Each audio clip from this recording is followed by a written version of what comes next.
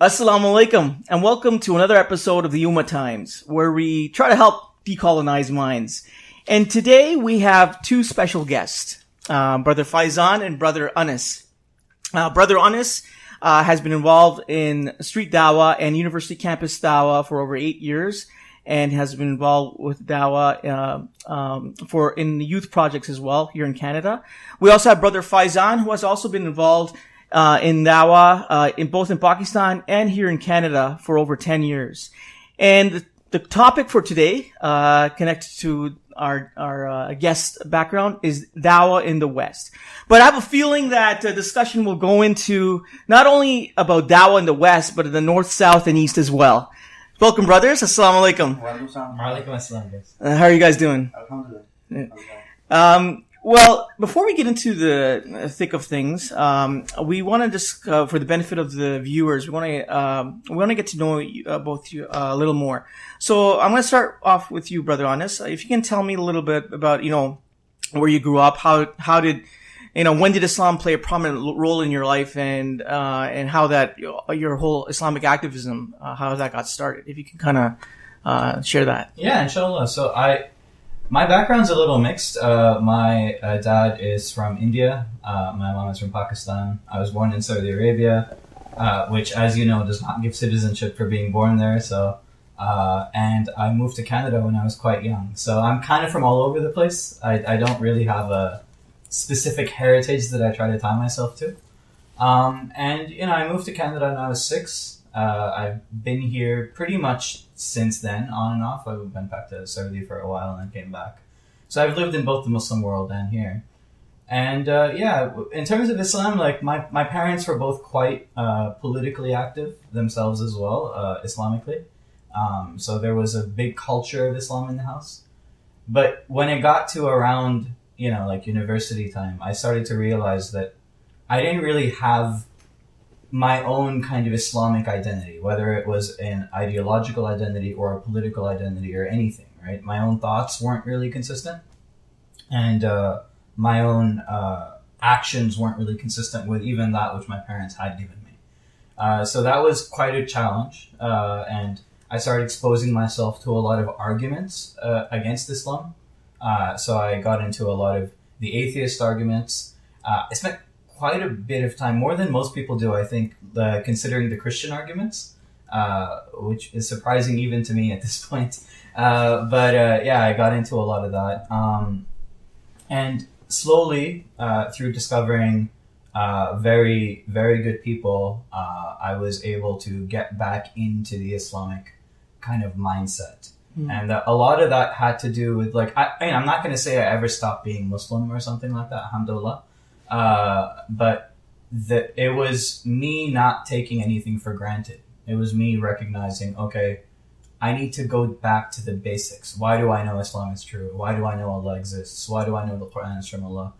And a lot of the answers I was given and the answers I had were more comfortable answers and not necessarily more rigorous answers, right? So for example, if I told someone, there has to be an afterlife because there's so much evil in the world. That makes sense as a comfortable answer, but it's not actually intellectually or philosophically rigorous, right? So that was the kind of stuff that I was on. And so when I was able to get into I would say proper Islam, it changed my Dawah outlook. It changed just my practice of the deen. And then it changed my political outlook as well, when all of that I was able to make centered in the deen itself. So that's kind of where I came from. Yeah, thanks for sharing that. And there are some points I will be coming back to you on because I found some pretty interesting, and it kind of relates to kind of my growth as well in Islamic activism. But before we get into that, Brother Faizan, tell us about yourself. So my story is actually opposite to his story. Okay. I come from Pakistan. I lived for most part of my life in Pakistan till my university life. I was in Pakistan. I came here pretty late, like 2010-11. So before that, I was in Pakistan, and then this Islamic activism thing. So it's like my father and the family I come from my father's side, they're like a political family, right? So like quote unquote Islamic politics, but they're very political people. The ex-prime minister of Pakistan, like he was kind of a relative, so like they will do his campaigns. So you will have this idea in the house all the time, like speeches, public opinion, how you get people on your side and all these things. From my mother's side, it was actually it was totally opposite. So they were basically related to one of the Islamic parties. And when I was in grade 7, 8, so I started basically becoming more active with those people. So this is like a student kind of federation in Pakistan, like for that specific party.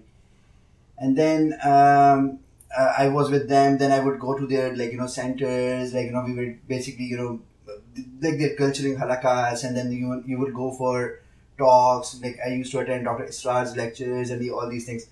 Sorry to cut you off. Did you meet late Dr. Israr Ahmed? Yeah, in Islamabad he used to have actually. There's a community center in a very famous place in Islamabad. It's called Apara, right? Okay. So there's a big community center there. He used to do his lectures there, like live lectures, right? And then he's going to do Q&A. So with all that thing, and then when I was in grade 10, grade 11, so we will have this concept of Islam as a system, right? Because Dr. Israr or any other Islamic party in Pakistan, they give you this idea that Islam is a system, right? Like Islam is not like a subset of rituals or something. But there was always a disconnect. Like, okay, fine. Like, even when I was part of that federation for a very long time, I would always think like, okay, sure, Islam is a system, but then one or two systems even we are following, they are not from Islam. So like, you keep on thinking. Until I finished my school and I was at my work, and then I find some brothers there.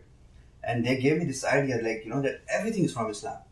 Like, Islam is ideology, and like everything we as Muslims, we should be seeking everything from Islam.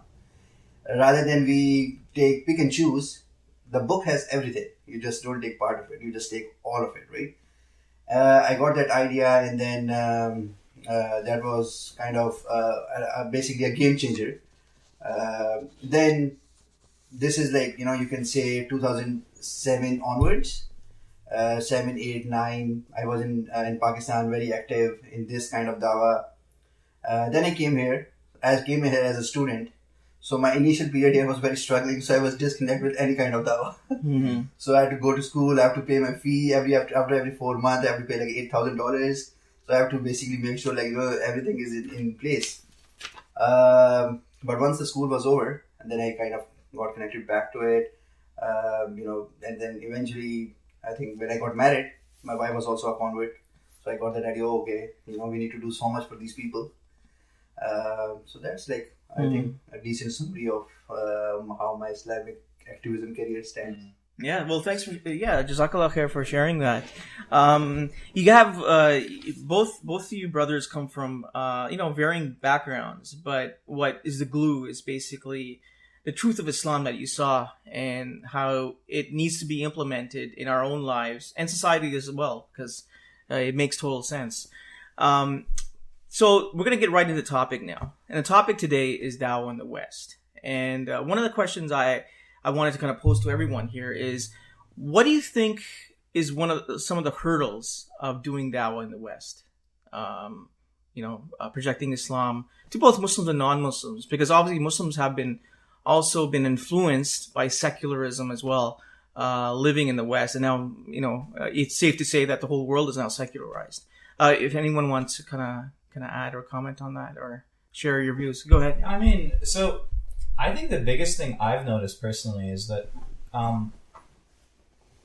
for example, a few years ago, this was like right before Christmas, we were downtown Toronto and we were doing a Dawah booth. Wasn't really a booth per se. We were just handing out like flyers and trying to talk to people. I mean, it's cold. Everyone's out there trying to shop. Like, they're downtown Toronto. No one really lives here, right? They're only here because they're trying to get some deal. Yeah. And like, we're like in one of the places where there's like, it was one of the more gentrified areas of downtown Toronto. So it was like quite like expensive stores and stuff. And there's like sales everywhere, and they've got like, these signs and stuff. And like, no one would stop, right? No one would stop to really talk. I mean, I wasn't very good back then either, right? I'm not sure I still am, but like, some people were able to get a little bit more conversation than I was, but it was very hard to get someone to stop. And I think the reason for that was that, like, I've got like a pamphlet in my hand that I'm calling them towards Islam through. But they've also got an entire environment around them of like malls and like discount, posters and like all these things. Why would they stop for a pamphlet? Right? Like, why? What would cause them to do that? There's nothing this system or this society would reward someone for engaging in a behavior like that, of stopping in the middle of the street to hear someone out because they have a pamphlet they want you to read, right? Even if it is about, and we're saying that it's about, the ultimate reality of the universe. No. And so you're competing against everything when you're giving dawah. You're competing against their own innate kind of desire not to be held accountable, which, people have. You're competing against society as a whole. You're competing against just the fact that there's a discount, or a big sale in the store right next to them, right? So I'd say that's one of the biggest hurdles, and that's not just a hurdle for non-Muslims who don't want to hear about Islam. That's a hurdle for Muslims, right? Because, like, think about it. Who would want to be in the opposite side of that? Who would want to be standing there with a flyer, right? You don't get paid for it. You don't get respect or clout for it. It doesn't get you likes on, social media or whatever, right? Like, you're literally just standing there freezing in the cold. Yeah. And unless you have an understanding of why you're doing it, unless you're like me and you found some really good brothers who've explained this to you and kind of roped you along, it's hard to consider yourself doing that. So you're competing against a lot, is all. Okay, well, thanks for sharing that. But I'm just gonna provide clarity to my question, because what you provided is the responses or the lack of responses one would get when you're attempting to do dawah. What I mean is hurdles for people doing dawah, right? Okay. So you're out there, I know, but there are not many. I don't see many people like you going out there and trying to convey the message. So what is the hurdles to that? If you can kind of comment on that, and Brother Faisal, you can jump in as well, and as well, Ali. Yeah. Sure. Yeah. No. So I mean, and that was, I guess, the second part of it for my answer, that it's hard to motivate someone to go out there as well, because once again, it's not something that's rewarded in any way. And so our mindset becomes, well, what's the point, right? I think other hurdles, like specifically in terms of Muslims going out there and doing it, is there's this belief that you need like expertise on every aspect of Islam before you can go out there and talk about it. And that's obviously not the correct mindset, right? I remember I was training, we were doing a dawah training at one of the universities, and a sister asked us, there's this guy that keeps coming up and asking us really hard questions about Islam, and he's hostile, obviously. And so he starts saying stuff like, why do women and men have difference in inheritance, for example? And, I said, tell him that you don't necessarily know, right? And that's fine. Or that you don't even really know what the rule is. Like, you never studied it. That it's not important for you to be able to answer that question. And she said, well, won't he say, I don't know about Islam then? Won't he say, well, how can you preach a religion when you don't even know about it? And my response to her was, well, did you become Muslim because of Islam's inheritance law? Right? Was that the thought process that you went through? She's like, of course not. It's like, okay, then share your thought process for being Muslim. That you should know. You should be able to communicate why Allah is one. You should be able to communicate how we know the Quran is from Him. And you should be able to communicate why you are aware and always cognizant of the fact that you're going to be standing before Him on the last day, right? Those are things any Muslim should be able to articulate. If you can't articulate that, yeah, you shouldn't be doing dawah, like legitimately. But if you can convey those three concepts, then you are qualified to be able to at least convey those three concepts. And that kind of like floor qualification, most people don't really understand that it really is that simple. And that for anything else, you can just genuinely say, I'm not qualified to engage in that discussion. So. Go ahead. You want to add something? Yeah. So see, one thing is like what I feel is that there's a difference in perception, right? Let's say, for example, when I was in Pakistan, when I came here, even the word dawah, right? Like when you talk about the word dawah, like what do you mean by that word? Dawah to what, right? Like generally, like lots of people, they say like, I'm doing dawah. Like lots of people make a claim. They're like, I'm doing dawah. So it means invitation, but invitation to what? So invitation to, let's say when we say it's invitation to Islam, but the whole Islam or aspects of Islam? So I think this is where lots of people in the West, they get confused, right? Like back home is different. When you talk about Islam, you're talking about Islam as a political activist or as an activist, Dawah activist.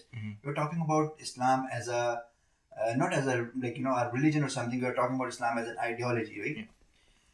So what it does is that when you go outside, like I used to do street Dawah a lot. Like till last year, I was very active in it. I used to go to Young India's, we used to set up a booth there every Saturday, and then every Sunday I would go to Royal Ontario Museum. I would set up a booth there.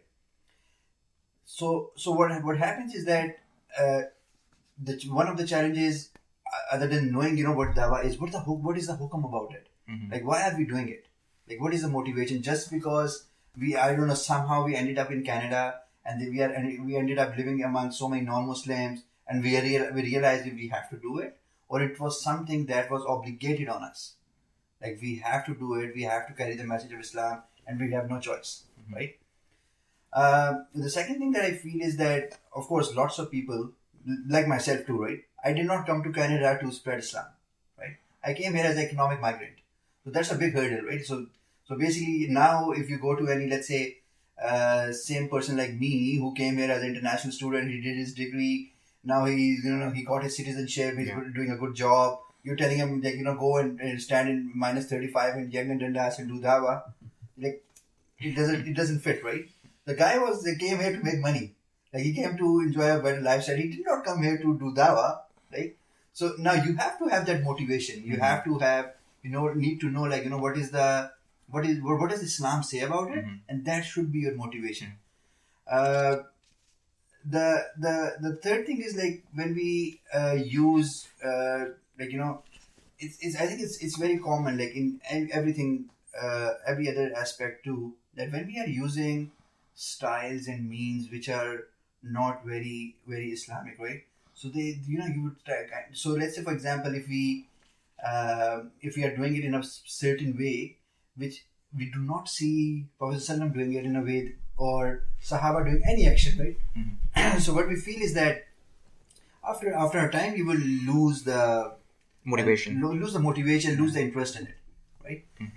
So what you will find with most people is because it's somebody's analysis. He just felt like, like Anas told me, like, you know what, I think there are too many non-Muslims in downtown. I think we can do it. And we both go there, right? And then we start doing it. And after a month, I'm like, bro, like, what's going on? Like, nobody's even listening to us, right? And then I lose my interest. I come back home.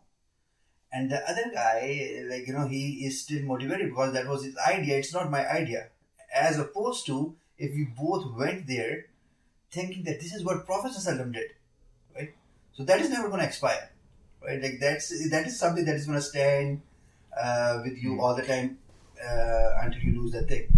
And lastly, I think that while I was in street Dawah, I think one of the challenges is that, the proper understanding of Islam is very important. The aspect of, like, do not consider Islam as a set of rituals.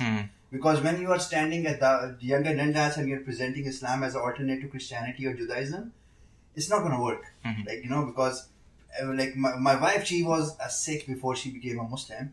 And she asks this question to Muslims now all the time. She's like, what is the difference between Sikhism and Islam? When she's doing Dawah, right? Because they have rituals too, right? So Islam was never an alternate to these things. Islam was an ideology, and it was alternate to capitalism or these kind of ideologies. And then when you have these kind of like incomplete ideas, and you go out, even if when you go out, you are not consistent because you get challenged. Like, I believe in Allah, and then do what?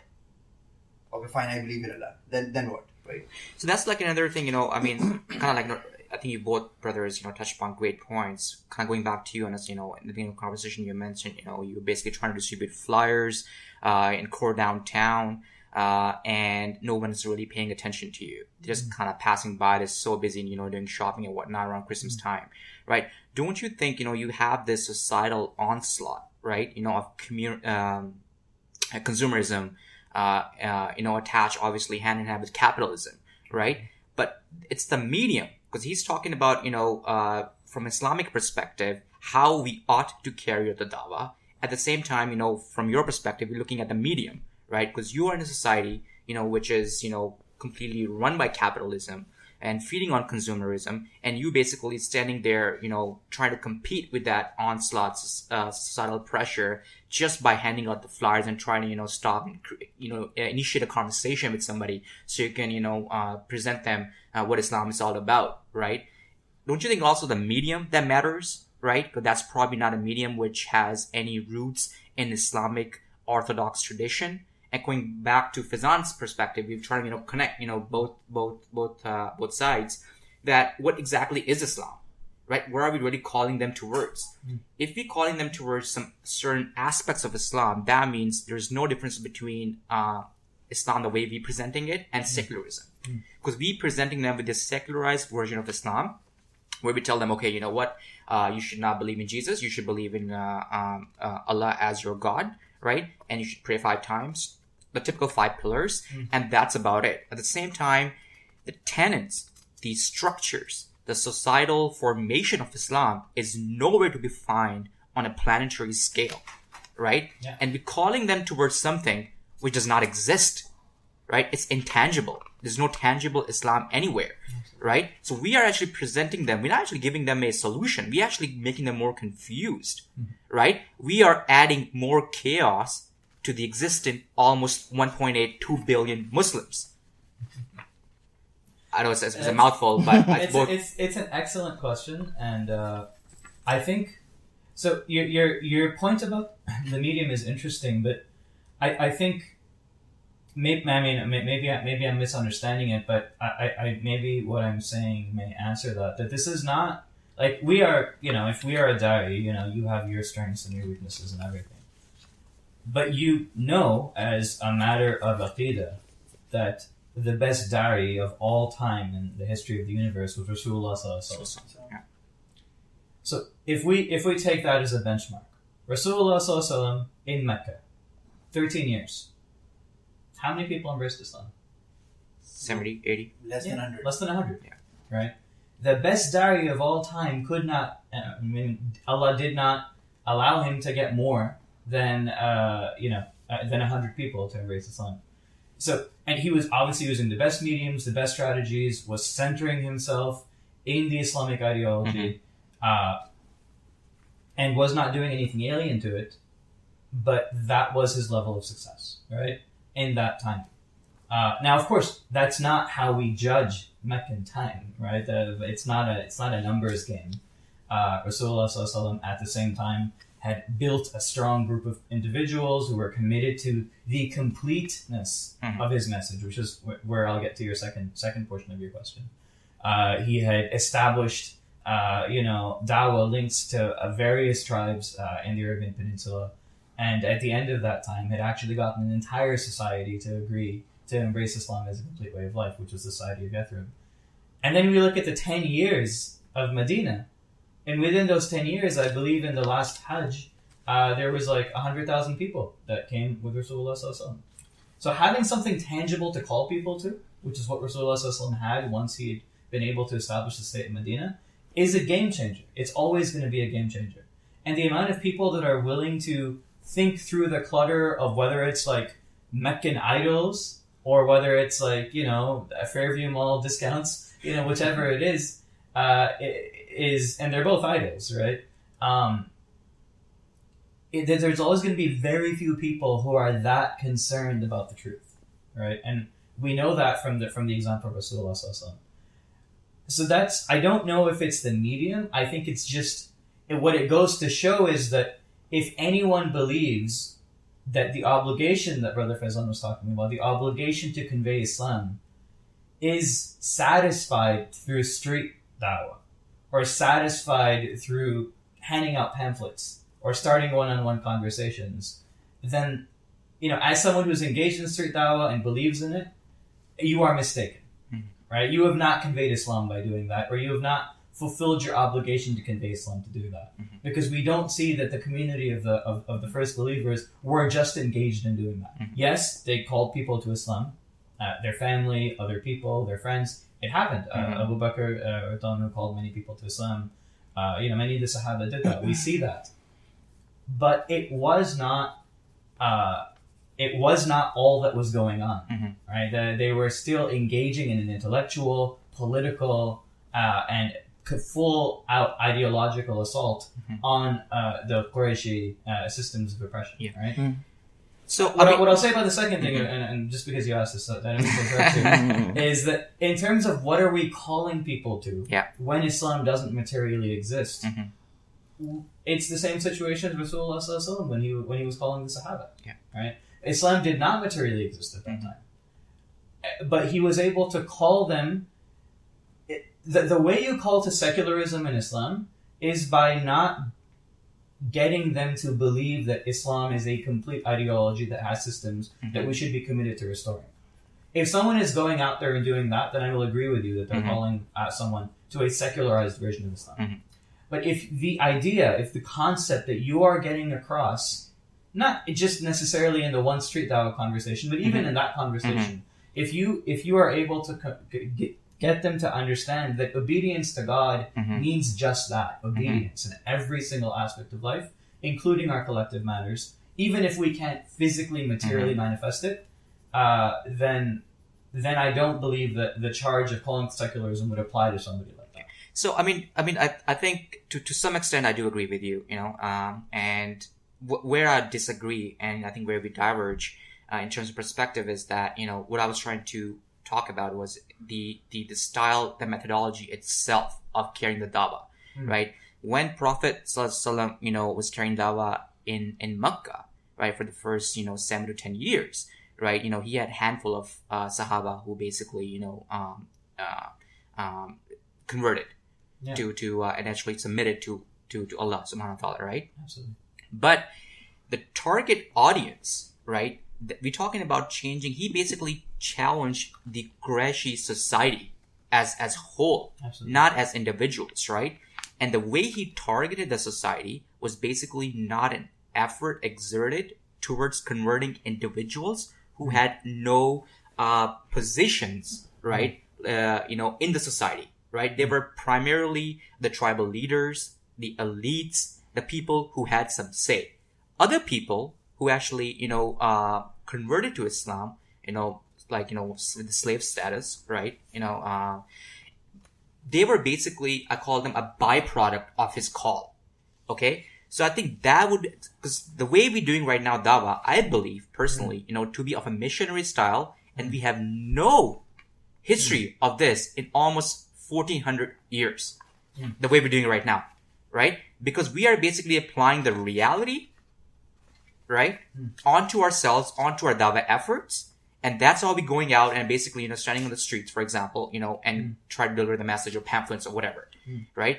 I hate it, like, in 1400 years, I cannot find any evidence of that. Imagine, Sahaba, the Prophet ﷺ, going in the streets and trying to, hand out the pamphlets or, stopping everybody, can you listen to me, can you listen to me, versus him calling, the tribal leaders, accounting them for their injustice and giving them an alternative, which is, you have to submit to Islam, right? Because it presents itself as a whole ideology or the whole system, right? I think that's what I'm trying to get at, right? You want to add something, Zishan? Oh yeah, sorry. I didn't want to interrupt you. No, that's fine. I actually completely agree with Brother Anas. I think what your brother earlier were doing is you're making it exclusive to others. Your view that Prophet Muhammad, peace be upon him, only targeted a certain segment and did not do dawah in other ways. I think, and I'm not in like Brother Anna, I'm not taking an exclusionist view. Actually, in my talks, and you probably know this, I even argue that street dawah is a sunnah, because the Prophet Muhammad, peace be upon him, in addition to trying to convey Islam to the power brokers, which I understand because we have to present Islam as a complete system, right? And the whole purpose of dawah, and I do agree with all of you brothers that there are some are probably a lot in the dawah movements where they don't project Islam as a complete system, or they don't have a clear end goal. That the end goal of any effort you're making in dawah is for a manifestation of the just Islamic system, be it anywhere on this planet where you're conveying the message of Islam. So the Prophet Muhammad, peace be upon him, and this is as reported in the collection of hadiths by Ibn Hanbal, the Prophet Muhammad, peace be upon him, in the marketplaces did convey the message of Islam. I mean, this is clear as well. So, but I'm not saying that street dawah or conveying in the marketplace is the only way. No, I see that if you look at the history of how Prophet Muhammad, peace be upon him, conveyed Islam, it was a multiple pronged approach. Yeah, there were priorities. And I do agree with most of you brothers here that my priority was to the power brokers. So that's where I guess where we differ, or maybe not. I don't know. So anyways, go ahead. Yes. So Go ahead. I just want to add a couple of points. Let's say, for example, what you mentioned, right? Like so first thing that we have to understand is that when we are carrying dawah, right, what is the goal? First, you have to define the goal. I totally agree with you. Yeah, and I think that's what's missing. Yeah. Yeah. So let's say, for example, if I go and stand at Young and Nendas, like not every week, every day, right? What is my goal? What I'm trying to do? What I'm trying to achieve, right? So let's say, if you are trying to, let's say, make everybody in Canada Muslim, right? And then what? What is going to happen then, right? But you're assuming that. You're assuming that the person. Oh, sorry. I'm gonna jump in. You're assuming the person who's on Dundas Square, his mission is to convert every single person in Canada to Islam. How you're assuming that that's the person's goal? I agree. If the person goes there and first of all, he's doing he or she's doing the obligatory part where you have to convey this Islam. No matter if even one person is not even positive to Islam, you've done your duty in terms of conveying message. You would agree with me there. Yeah. Okay. Yeah. So if they even understand that part, that's good enough, right? But if they know the end goal, if they know that the end goal of my little part in this is to somehow, after my lifetime, an Islamic system emerges, and it was based on the little, and part of it was based on the little bit of effort I did in the dawah, right? So say, for example, I did dawah to someone, and he became like some bigwig in government or army officer, and he influenced others, and the Islamic system emerged. I agree with you that we should know the end goal, and Zishan's figured it out. Anyways. Does it all, What I'm saying is that, anyways, I didn't want to cut you off. I apologize for that. Before we continue, because that's actually also a question posed to you and also rebuttal to Brother Zishan as well. When we talk about the obligation, right? Obligations, to the best of my knowledge, and I have little to no knowledge whatsoever, obligations need to carry it out, with a certain methodology, right? How Islam gives us a guidance to carry out obligations. It gives us a guidance to carry out ritual obligations. It gives us to carry out, of course, how to carry out the dawah obligations, right? So what I'm trying to say is that, the approach we are using, right, to carry out the dawah obligation, no one is denying here the obligation to actually carry the dawah, right? But what we are disagreeing on, I'm thinking, is that how do we carry out that obligation of dawah, right? The approach. We have no evidence in Islam. I would love to see the evidence where Prophet Muhammad SAW actually, went out and called people individually. Your reference about going to the marketplaces, it was not to individual. It was basically he went, I believe the incident happened on top of the mountain. Yeah. I'm not talking about that. I'm talking about different incidents. So for example, in the markets of Zil Majaz, he said, people say there is no God but Allah, and you will be successful. He was entering small gatherings and groups of people. I'm not talking about the Mount Sifa one. Yeah, anyways, go ahead. Yeah. So ahead, when I was making that statement, everybody in Canada is a Muslim. What is the goal? You have to define a goal, right? So let's say this person has any other goal too, right? So ultimately, if everybody here is a Muslim, then actually you are saying that if majority of people are Muslim, so basically, it's common sense that they would try to live according to Islam. So you're trying to, you will try to get the system in or something. So for everyone, whether they know it or they don't know it, whether they thought about it or they didn't think about it, the goal is same, that Islam should supersede, right? And it should supersede as an ideology, right?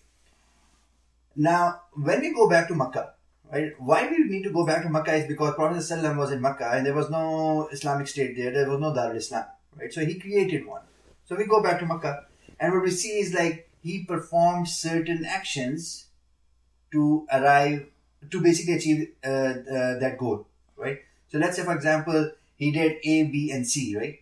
So now today, when I am sitting here, 2020, I'm facing the same issue, right? And the challenges are the same, the obstacles are the same, everything is same. So what is the best way for me as a Muslim to imitate, right? Allah subhanahu wa ta'ala says in the life of Prophet sallallahu, you find the best example. Allah subhanahu wa ta'ala mentions this in Quran, and Allah subhanahu wa ta'ala says that Atiullah wa Atiur Rasul, you obey Allah and obey the Prophet. Why? Because his method is the best method, because he was getting it from Allah subhanahu wa ta'ala directly. So me and you, whatever we talk about can be subjective. Like you can say, like, you do this. I say, yeah, but this, that. But for Prophet sallallahu, we cannot say that, because he was getting it straight from Allah subhanahu wa ta'ala. And Allah subhanahu wa ta'ala mentioned this in Quran as well, that he's not doing anything from his own desires. It is the hukum of Allah subhanahu wa ta'ala. The second thing is, like, the Quranic methodology of Dawah, right? Like when you talk about how Dawah was spread in Makkah and how it was basically spread out, you see that Allah subhanahu wa ta'ala revealed Quran. The first verse of Quran that came down, this is like Allah subhanahu wa ta'ala is introducing himself to humanity, right? So Allah subhanahu wa ta'ala introduces himself as a Rabb, right? Allah subhanahu wa ta'ala says, read in the name of your Rabb, Alladhi khalaq, right? In the very first verse of Quran, and actually when you see the context of this ayah, like why this was revealed, why Allah subhanahu wa ta'ala was targeting the concept of Rabb, because there were some people in Makkah who were known as Rabb. Like for example, the guy named Amr bin Luhay, he was an elite, he was very famous, he was like, very generous, so that people started thinking he's a god, he's a Rabb, right? He used to make laws, rules, regulations. So Allah subhanahu wa ta'ala, first verse in the Quran, Allah subhanahu wa ta'ala says, Ikra bi ismi Rabb. And this has always been the problem. In the times of Musa alayhi salam, the problem between Musa alayhi salam and Pharaoh was the problem of Rabb. It was not the problem of, like, they were worshipping Pharaoh as God, right? Today, Hindus are worshipping somebody, right? They believe this is created, this place is created, somebody created it. Christians believe the same thing. Jews believe the same thing. We have Sikhs, they believe this place is created, and they are worshipping, according to their perception, they are worshipping the same God. The problem is the issue of Rabb. This has always been the problem from day one of Islam, or, any other, like if you go 1,000 years back. This has always been the problem. So Allah subhanahu wa ta'ala introduces himself as Rabb, and Allah subhanahu wa ta'ala in the very first verse of Quran is targeting an elite. And if you go to the second part of the chapter, which was revealed later on, Abu Jahl is targeted. And then you see in the second chapter of Quran, if you study the tafsir, you will find out the second elite, which is Walid, another elite. Walid bin Mughira was like a very powerful person in Makkah, very influential person. He actually came to Prophet ﷺ, and Quraysh chose him as a guy who's going to go and talk to Prophet ﷺ. We are not talking about 20 years after Dawah or 5 years after Dawah. This is like the second revelation of Quran. Yeah, right? Day one. Yeah, so Prophet ﷺ, he is approached by Walid. He gives him proposals. He's like, you want to become a king and this. And he complains. And this is what he complains. He says that, the slaves are not listening to us now. The woman is not sleeping with the slave master. She's saying, you are not my master. You are not my Rabb. The youth are not listening to their elders now. Right? So it's not like Prophet ﷺ reached them individually. People heard about the call. Right? There was a call. There was when Prophet ﷺ stood on that mountain and he gave this speech after, I think this was after Surah Mudassir was revealed, and he actually gave that speech, and people were like mesmerized. They were like, oh my God, what is going on? Because he said, do you know me? Like, did I ever lie? Did I ever do this thing? Did I ever do anything wrong? Do you know me for anything like that? And then he said, if I tell you, there's a big army coming, behind this mountain, is going to come and just crush you, will you believe me? They said, yes. Right? And when he then introduced the concept of Islam, that, I'm going to tell you there is Islam and all these things, and, you have to believe, everybody was kind of, but who stopped those people? One of the elite was standing at the back, and he did this, he just said like, oh, no, this guy's like this, he's a magician, he's this, he's that.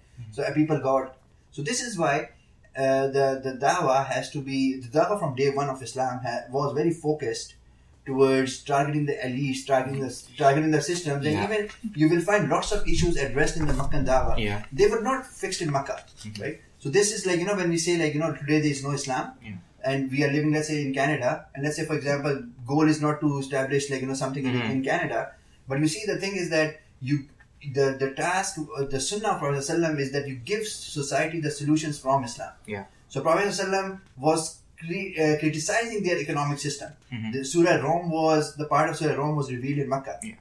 And Prophet ﷺ is targeting riba in Surah Rum, right? He is targeting the oppression against the women. But none of these problems were actually solved in Makkah. He went to Medina, he established the Islamic State, then he came back, there was a conquest of Makkah, and then these issues were resolved. So we as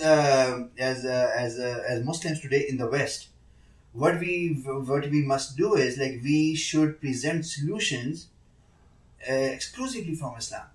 It's not like we just this is not acceptable right now. Like maybe I'll get like a very strong response from the society. So let's just mix and match. Yeah, because I think you bring a good points as well, and you talk about Surah Rome, and from the onset he also targeted the economic system, and also the verse the incident that Brother Zishan quoted about Prophet Muhammad going to the market. It was basically part of that call, right? It was around the same time, and he was basically calling. You have to put this into context, because when he went to the market, it was basically essentially going to the Bay Street of Toronto today, right? And if anything, we should be basically imitating that and go to the Bay Street and call the bankers, to account, right? And call them towards Islam, that riba is haram. It was not only marketplaces, right? It was other festivals and all that. The festivals. The festivals were basically all by the elites. During the Hajj time, he's going to go and meet the tribal leaders, What I'll try to do is I'll try to synthesize what everyone's saying. I don't think anyone is wrong, obviously. Before you do that, let me just just add one last thing. Of course, please. It's not that I'm saying that going and standing on the street is a wrong thing to do, right? It's not a wrong thing, right?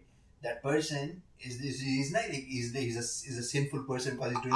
Sorry to interject, but I believe it's a wrong thing because it's a misallocation of the resources you have limited. If you have unlimited resources. Let me complete my sentence. But just keep that in mind, though. And then you'll be blasted. So the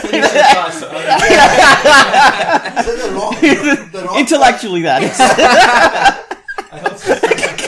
See, the wrong part in it is what you are calling to, right? Yeah. It's not how you are calling to, right? You see, there's some things in Islam which are fard, right? Calling people to Islam is an obligation, right? It's a hukam from Allah subhanahu wa ta'ala that you have to call people to Islam, right? How you will call? He's going to use Facebook, he'll use Twitter, you'll use Telegram, I'll use maybe, like a Dawah man or something, Dawah horse or something like that. It's like, that might work. Well, if the cops can have horses in the summer, right? To ride around. So it's not about the style, it's about what you are calling to, right? Are you calling to the complete, like the concept of Islam? Like, when sometimes brothers say, like, you guys, we should only call people to Tawheed, right? Yeah. Sure, what is Tawheed? Tawheed is accepting Allah subhanahu wa ta'ala as one in everything. It's not like, only in Salah and fasting and all these things. So this is what I wanted to add, that it's not about the styles we are using to call people to Islam. It is about what you are calling to.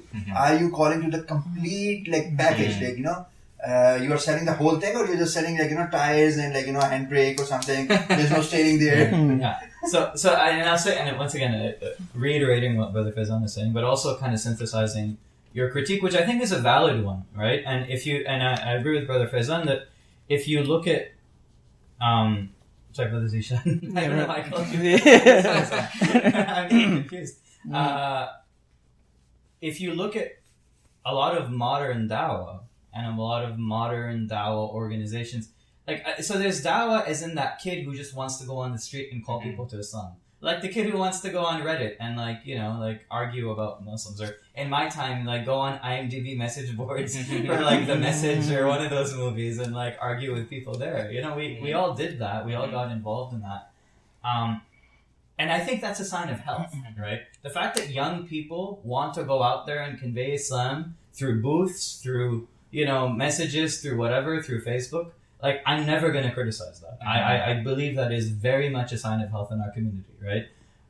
Where it gets complicated and where your critique comes in is, but what about these Dawah organizations who take our money, who, to do these, multilingual, multinational programs to just go give people leaflets, right? Which, to me, I would agree, that is a misallocation of resources, right? Because if all you're doing, coming together as Muslims who have ability and who have eloquence and who have resources and who have funding and who have passion, if all you're doing is just going to, people and just, saying, oh, hey, you should believe there's one Allah. And then usually in those organizations, there is self-censorship.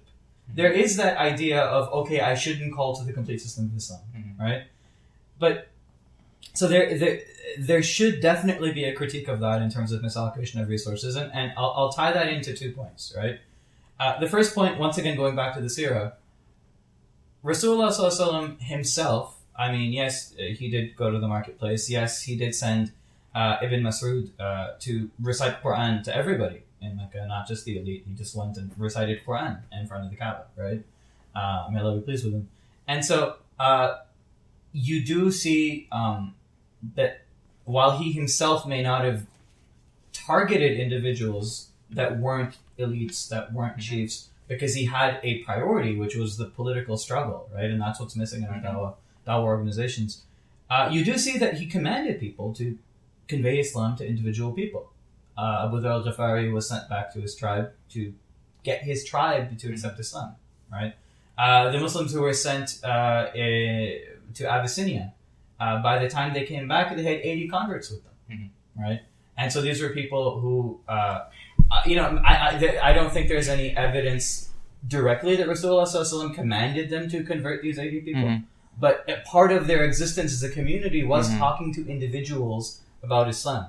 The tie-in, I think, is separating between doing that, which is just a natural part of being Muslim. You meet people, you want to convey Islam to them, you'll get rewarded for doing it because, who's better in speech than the one who calls to Allah, as the Quran says.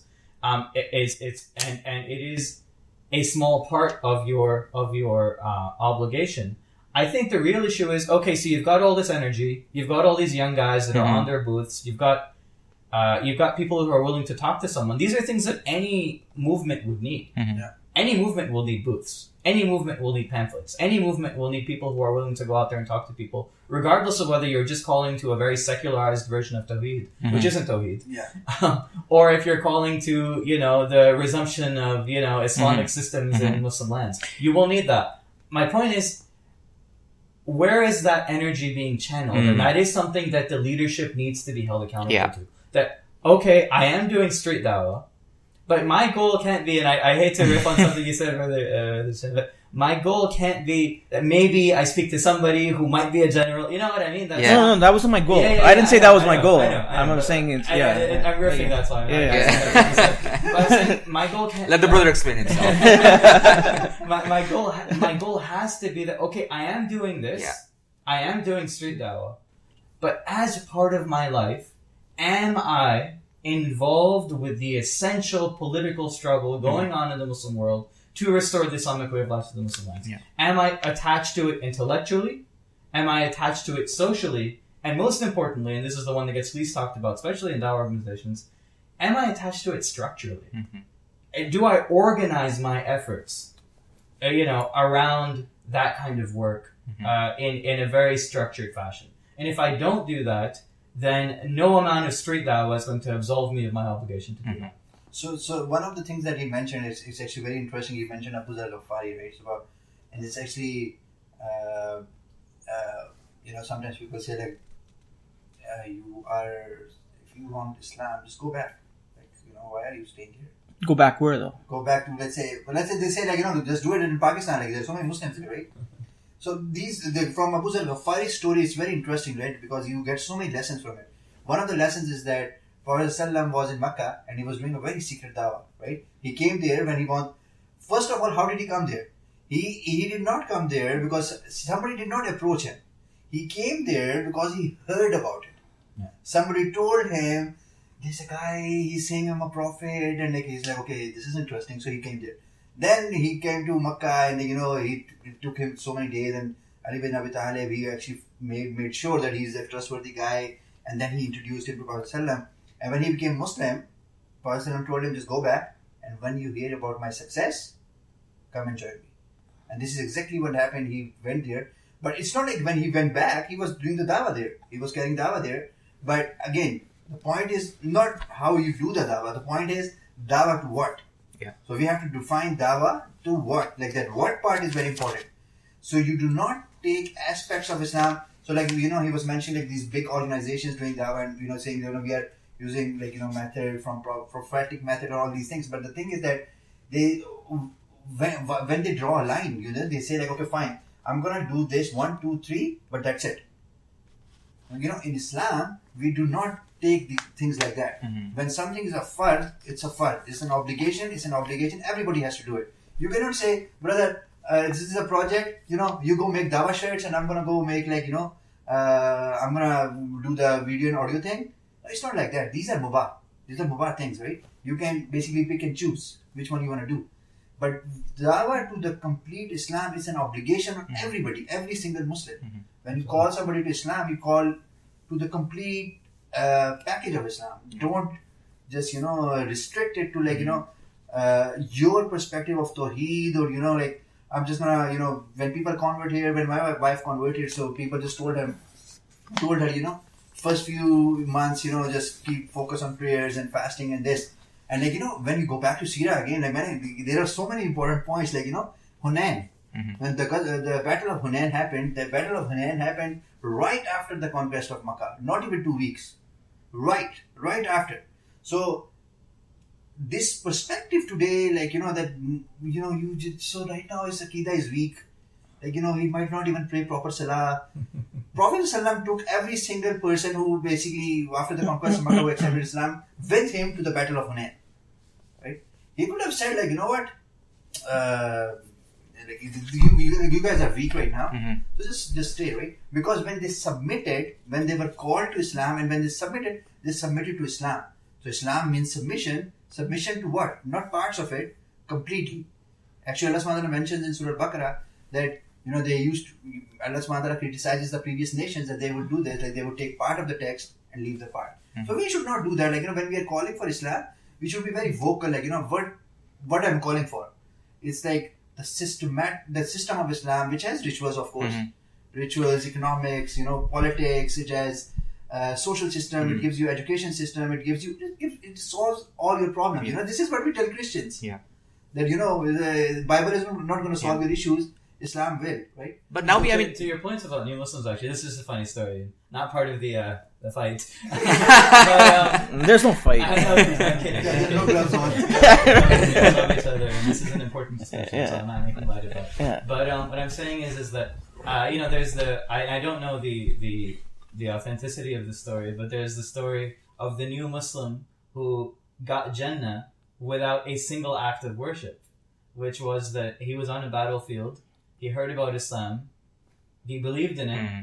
never made a sajda, must have said the shahada because he was at the time of Rasulullah sallallahu alaihi wasallam, but never made a sajda, never made any dhikr. I don't think he read a portion of the Quran, and was asked Rasulullah sallallahu alaihi wasallam, so I should fight for your side then. Mm-hmm. Rasulullah, yeah, you should. Yeah. And he was martyred in that battle, and he went straight to Jannah, right? Yeah. So, like, new Muslims, I'm not saying throw them into battlefields, but I'm saying that, like, there is this kind of, like, you obviously, when you're the murabbi of someone, when you're someone who's doing tarbiyah for someone, you have to understand, like, their limits of comprehension and how they're, like, internalizing the deen, but there's no concept that's inherently too advanced. There's no aspect of Islam that, like, we're not Scientology, right? You don't have to be, like, at level 50 to, like, get the secret knowledge or whatever. No, right? I mean, I'll just make a last comment and then I'll pass it on to Brother Zishan just to kind of shift gears. I mean, you talk about, certain, the Meccan phase and everything else, right? Certain approaches, we can actually, utilize different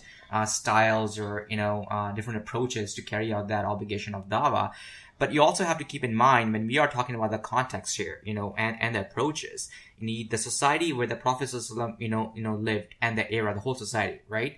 When he was going in the marketplace, or when he was basically calling random people, right, even like, the elites and everything else towards Islam, the society itself was very much based on religion itself. The Makkah was basically, even as an economic hub for the Arabian Peninsula, it was based on idol worship, right? So society itself had high religious inclinations, right? Yeah. Considering the Jewish on the other side, the tribes, right? They were basically waiting for the Prophet. Yeah. So it was a prophetic era in general, that eon, right? So basically the society itself was a very religious-based society. Let it be, deviations in that, the outlook of their religion, but it was basically driven by the religion. Even the Qurayshi laws, right, were basically based on Abrahamic principle, but they deviated, right? But it was basically, even the Quraysh, for example, they believed in one God, right? The Tawheed in its core sense was still there. So, which is obviously, the idol worship and everything else, but they still believed in, that there's one God, but these are just the messengers to reach the God, right? So, compare that to today. Even if you want to use, let's say, I'll take your analogy, I admit, I kind of concede to your point, fine, going in the streets is part of, the prophetic sunnah, right? But at the same time, what are you calling them towards?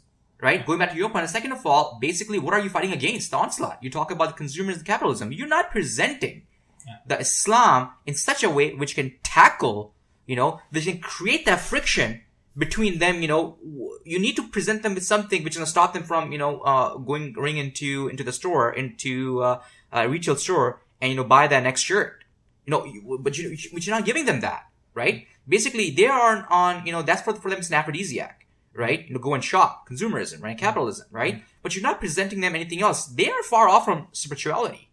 Right? So when Prophet ﷺ talked about rub, they understood right away. Hence, the elite basically, rejected his call because they were like, our slaves are not going to listen to us. Because for them, the focus of the rub has switched now, right? To something else, which is more robust, more cogent, more tangible, right? So I think, that's where I think, discussion needs to happen. Obviously we're not trying to resolve this issue right now, but I mean, it's an ongoing discussion we need to have, in terms of Dawah efforts. What's the strategy? What are we calling them towards? How we study a society, right? Right now, society is now run by irreligiosity, right?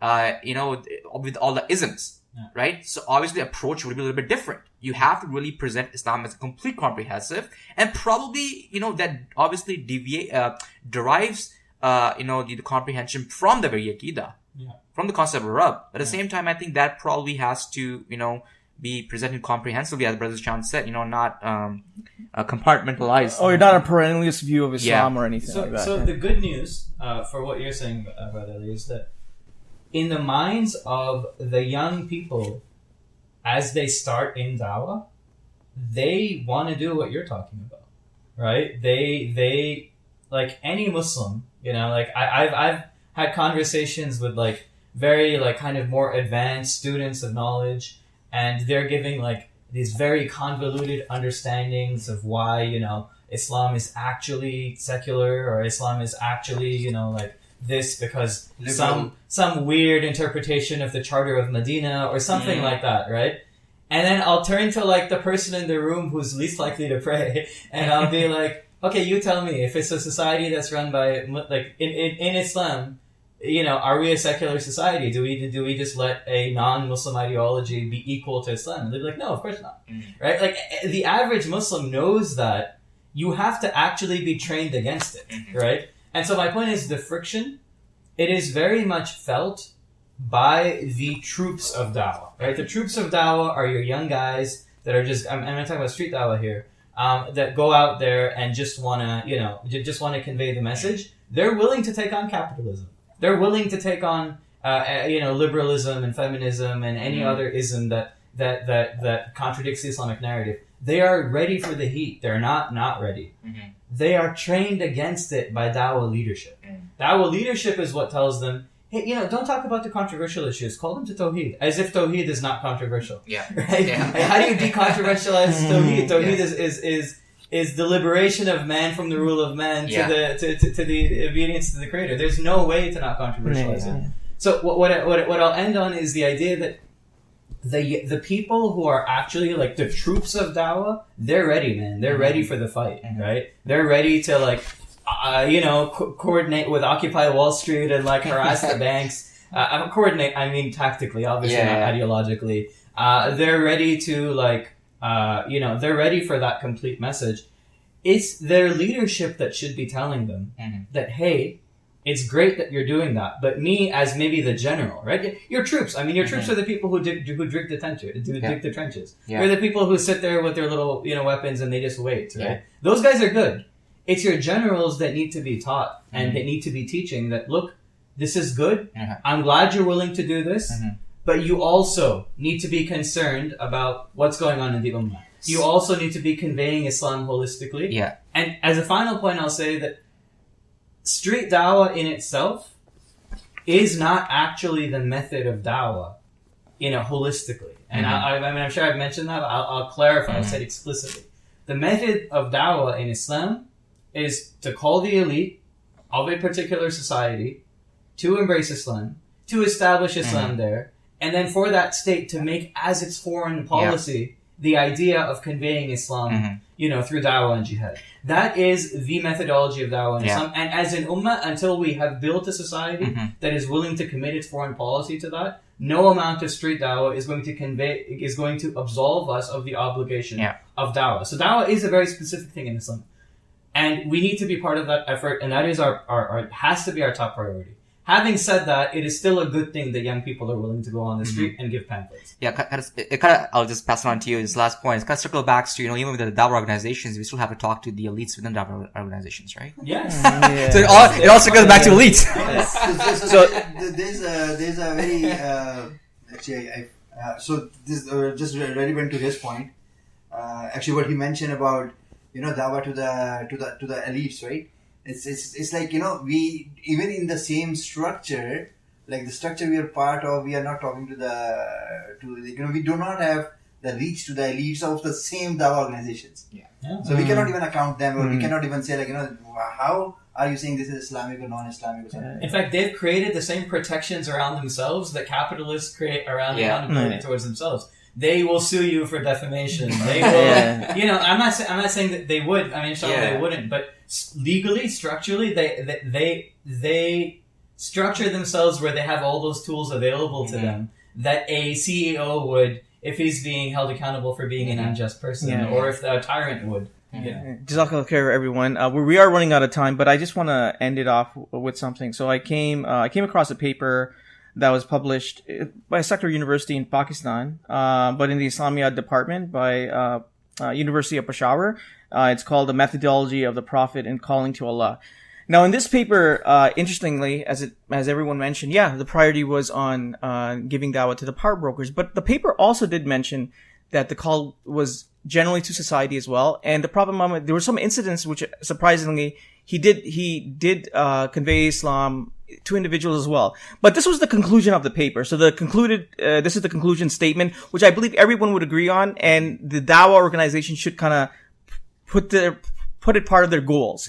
So the conclusion was the objective of the Dawah. So this is the conclusion of the paper, part of it, but the main point, the salient point of it.